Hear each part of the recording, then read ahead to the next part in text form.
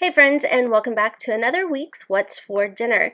This week I've got 4 different meals for you all that I made for my family and did not realize until I was editing how much pasta I'd actually made this week. That and my youngest made a little comment about it, but anywho, fun fact, do not like to cook. I do have ADHD and I do not like to spend a lot of time in the kitchen. So all of my meals, I'll be honest with y'all, are quick and easy, and heck, they're probably under 35 minutes altogether. So anyways, I hope this helps you gain some ideas on meals to cook for your family. 2021, I was queen of DoorDash, and 2022, I want to save us money and not be DoorDashing all the time. So anyways, my name's Rhonda, and welcome to the judgment-free, drama-free, stress-free zone, where we're going to go ahead and jump into this week's What's for Dinner.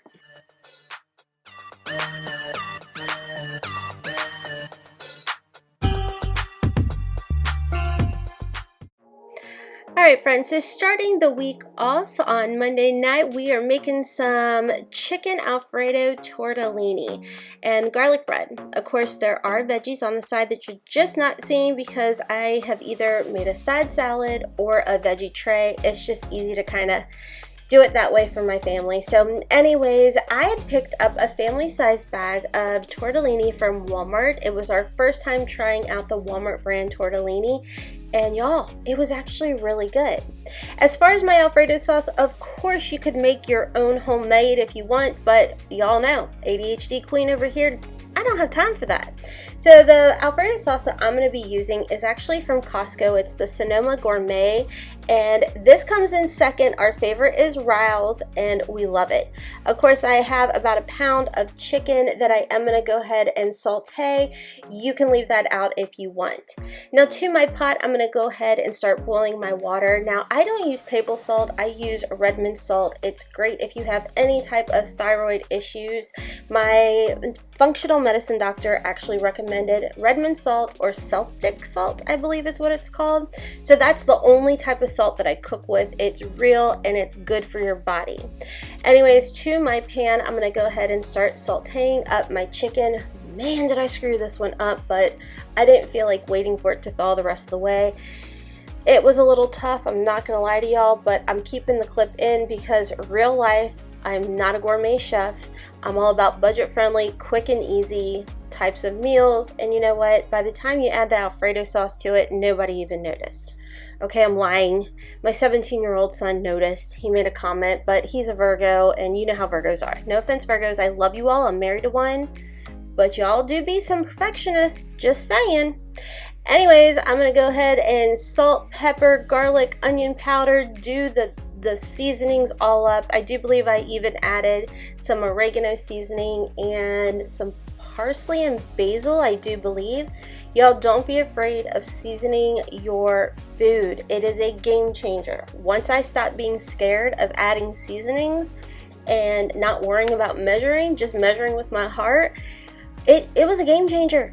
In my opinion, in my kitchen. I love it. So I'm gonna go ahead, saute that up. I do add some butter to that as well as some olive oil, and just go ahead and let it do its thing.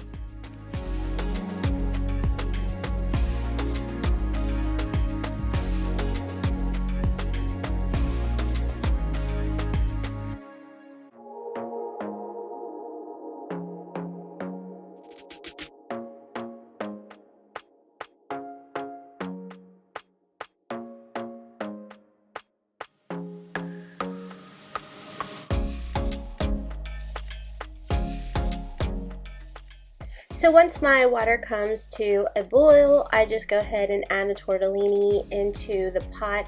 Y'all, it cooked in like maybe 5 minutes. Everything kind of floats to the top.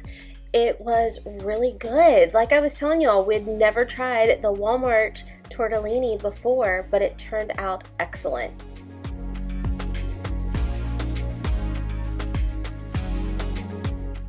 And so here's our dinner plated up, our chicken Alfredo tortellini with garlic bread served with a side salad and veggie tray option.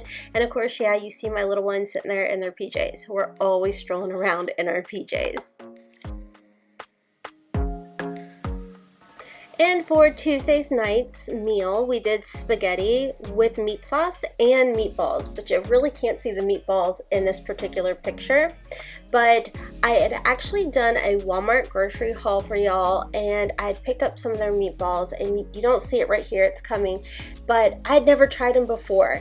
But this is the Sam's Club Premium Angus meatballs, and we were actually really surprised. They were not bad for frozen meatballs whatsoever. So I would definitely recommend these meatballs. So to my pot, I'm gonna go ahead and start boiling my water. Again, adding my Redmond salt that at 10 out of 10, definitely recommend, especially like I said, if you have any type of autoimmune thyroid issues. And then to my pan, I'm gonna go ahead and brown up about a pound of ground beef, and of course season it to whatever your heart desires. I typically, my go-to is always salt, pepper, onion powder, onion flakes, I guess it's called, garlic, oregano, basil, parsley, you name it, I'm chucking it in there. And different day, there's my PJs, and I'm sure my little ones walking around in their PJs too. That I just love comfort.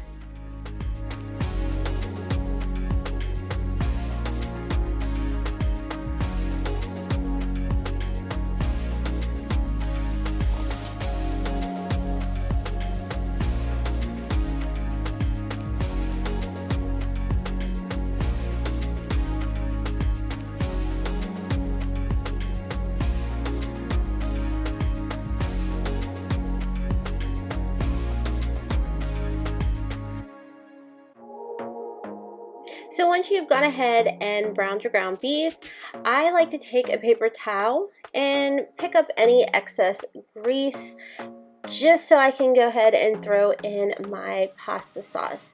Now, as far as my pasta sauce goes, on this night, I'm just using a can from Aldi's. All I do is just add that right to my ground beef, and then I like to add my own seasonings again. And you're gonna see in here that I also will add a few tablespoons of sugar. The reason I do that is it's supposed to help with the acidity, and you know, you're not supposed to get heartburn as far as that goes. I personally, this night, did not get that. However, my husband said he did still kind of feel the burn a little bit, unfortunately. So it didn't work for him, but it did work for me.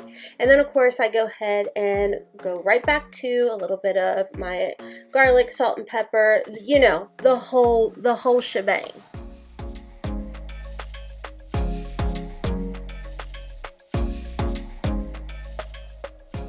Now while I'm waiting for my pasta to finish up, I do just add some garlic bread to the pan and pop that into the oven, as well as on a paper plate. I added probably 12 meatballs into my microwave, and then I took a paper towel and dampened it and then put it on top of there just to help lock in the moisture to the meatballs, and voila, that is our meal for the night. Of course, serve it with a side salad.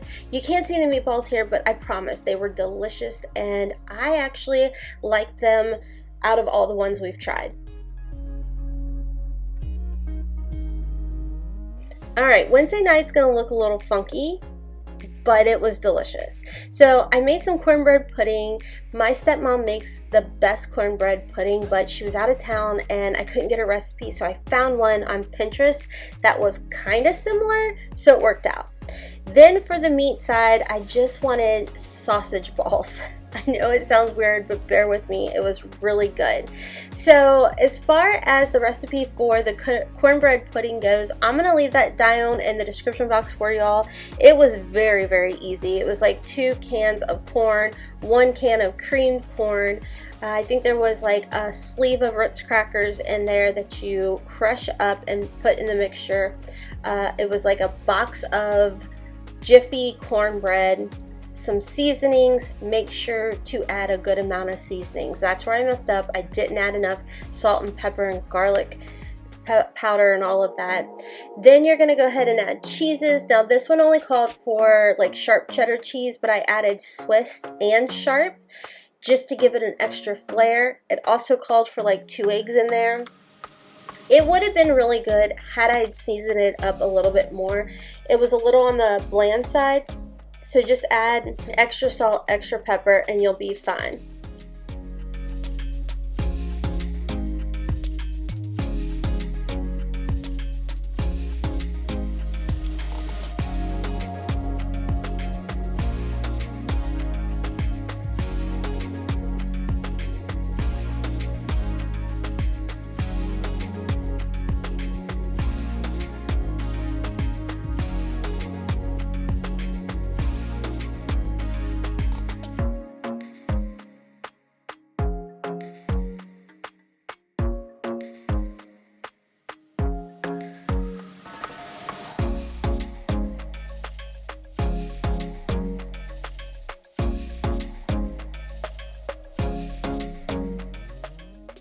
Once you've combined everything, go ahead and spray your casserole dish and then add it to the dish. You can always top it with more crackers if you want. I prefer not to. I just added some more Swiss cheese and some sharp cheddar cheese and then threw it right into the oven.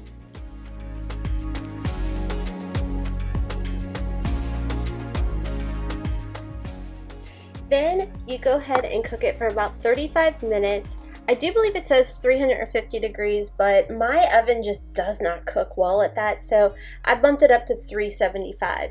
Now for my sausage balls, y'all, this is a super easy recipe. Typically, my mom used to make this and she always used Bisquick. I used almond flour, and this is actually considered low carb or keto, and I absolutely love this. So I went ahead and put my oven to 375 degrees.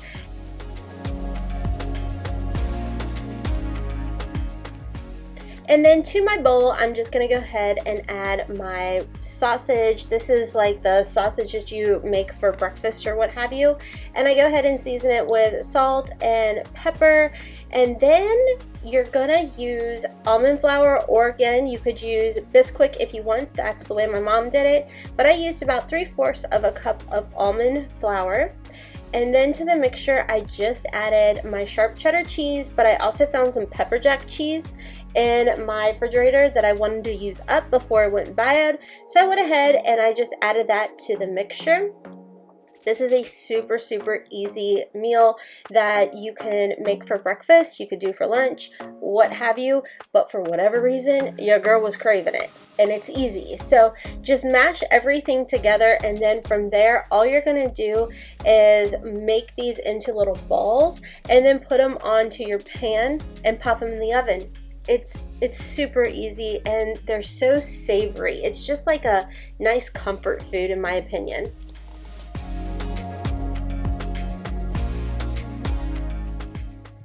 Once you have everything on your pan or your sheet tray, you're just gonna go ahead and pop it into the oven for about 30 minutes.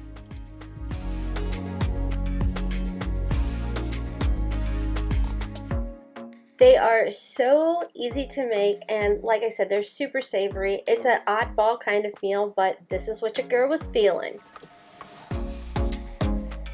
All right, for Thursday's meal, this was kind of like my take on the TikTok recipe that was going around, where it was the feta pasta and tomato. However, I went ahead and made kielbasa. So typically people make this without any type of meat. So here's the items I am going to be using for this meal. Now you can use chicken, you could use whatever type of meat that you want. My youngest actually said this was good, but they thought that chicken would taste better. And all you need is a box of pasta, a feta chunk, and then some cherry tomatoes, and of course your seasonings.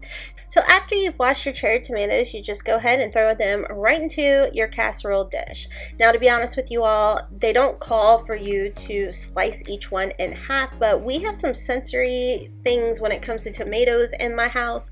So I wanted to have as little bit of texture to the tomato as possible, so I went ahead and just sliced each one right into half, so that way when it was baking it would smush later in the recipe.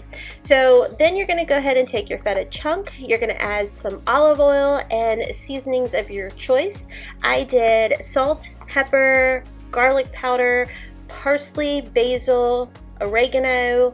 I'm sure there was more. My standard, repertoire of seasonings, but season till your heart's desired, and just make sure that you mix everything together so all of the tomatoes are coated with the oil.